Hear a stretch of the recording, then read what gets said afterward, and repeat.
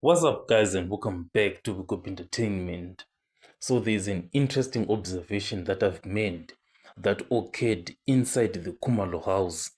When you listen to the version of the events from the witnesses who were in the Khumalo house, they said that there were intruders that entered through the door. And that means that if these intruders entered via the door, it means that the back of the intruders was facing the door. But what is actually surprising is that there were two shots that were fired. And the first shot, it hit the floor. And then the second shot, it hit the door. And now this is a very, very small house.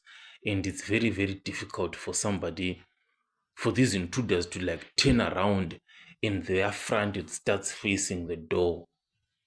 Of course, there's these events that there was a tussle that occurred inside the house.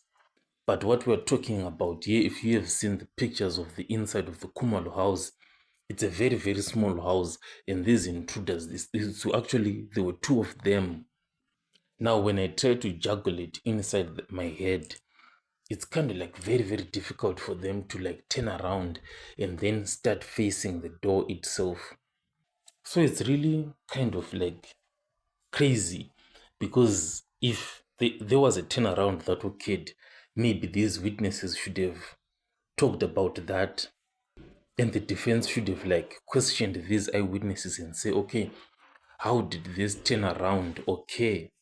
These are like critical questions that the defense has to pose to the witnesses to like get to the bottom of the story of these intruders version. And because of that, that's why it's also very, very important to call Kelly Khumalo and Makhumalo as eyewitnesses so that they can clarify these issues. Because as it stands, we all have more questions than answers. And the people that can actually answer these questions are actually there. It's Kelly Khumalo and Makhumalo.